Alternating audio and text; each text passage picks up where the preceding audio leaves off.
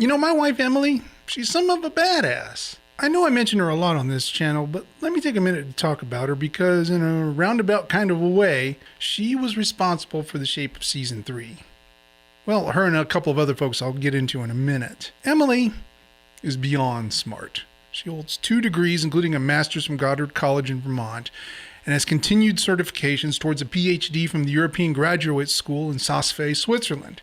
She's a Fulbright scholar, an AmeriCorps volunteer, has lived for half a year in a Buddhist nunnery in Nepal, is a published author, operatically trained singer, even plays a few instruments. She hangs out with your dumb ass? Professionally, Emily works in the field of market research. Her expertise is in understanding people, who they are, what they need, and how they think about stuff. And in that capacity, she's acquired a decent number of trusted professional colleagues. And a small handful of those have gone on to become close friends. And one of those is James Walken. Now, James is a fairly private kind of a guy, so I won't say much more than Emily, James, and I have bonded over a common love of uncommon music. The last time we all saw King Crimson live was with James. Well, a few years ago, due to some unfortunate circumstances, James found himself having to part with his massive collection of LPs, and he offered them to us. We accepted, and his collection became the basis for Season 3 of the albums I've missed. But lacking the knowledge of which 24 albums in this collection I should pull out for special attention, I turned to Sean Tonar for guidance. And for more about that, go see Season 3.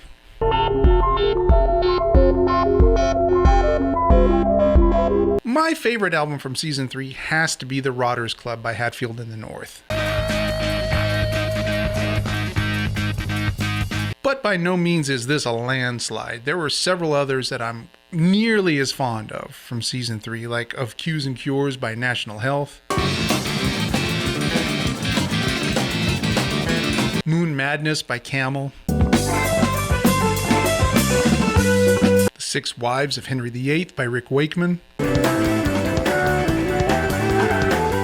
and don't forget the Fish trilogy. Yes, indeed. All 3 Fish-themed albums from Season 3 were great too. Those being Fish Rising, Fish Out of Water, and Rock Bottom. In fact, for all of Season 3, I liked pretty much everything.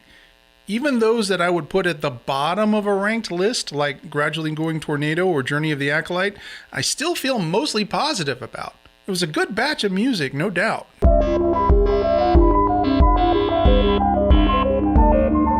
Episode 51, Olias of Sunhillow, got a decent number of views, as did episode 64, The Soft Machine Volume 2.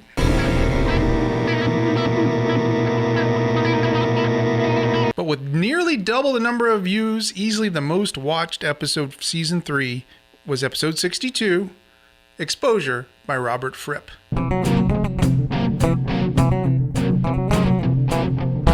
Which turned out to be fairly fortuitous, as it helped me to determine what I was going to do for the bonus episode at the end of the season. When I got the list of albums together that we'd chosen and shared it with James, he pointed out that I already had 2/3 of an unofficial trilogy in my list, and the third was already in the collection. When he told me that Exposure was part 1 of a trilogy that included the second solo album by Peter Gabriel, Scratch, as well as a solo album by Daryl Hall called Sacred Songs, well...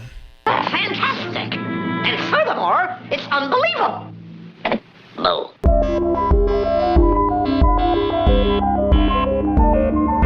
Okay, this is where I think it's time to make an announcement that's long overdue, because the music I composed and recorded for Season 3 contains a secret. Just as in the previous 2 seasons, I composed and recorded music for each episode, taking inspiration from the album I was listening to that week. But for Season 3, I decided to up the ante just a little bit.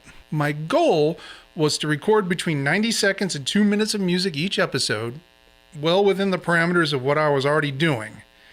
After 24 episodes, this would leave me with about 45 minutes of original music.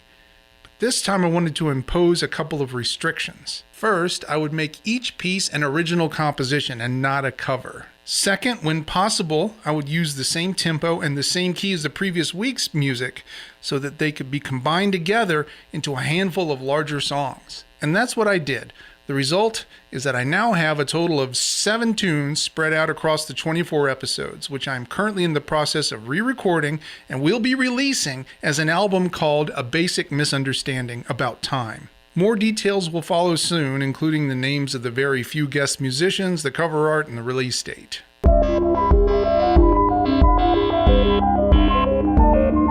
Season 3 is when I finally bit the bullet and taught myself how to use Adobe Premiere Pro, including how to do things like chroma keying for green screens, and I also invested in better lights, a kick-ass tripod, a teleprompter, and in fact converted a good portion of my studio into a little green screen setup.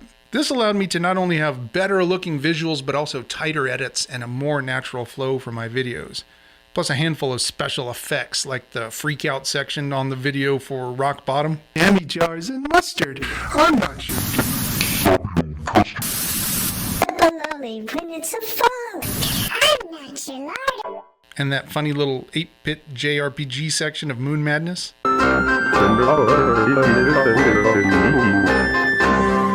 But the vast majority of the credit for the look and feel of Season 3 goes to my graphical designer, Lori Jocelyn.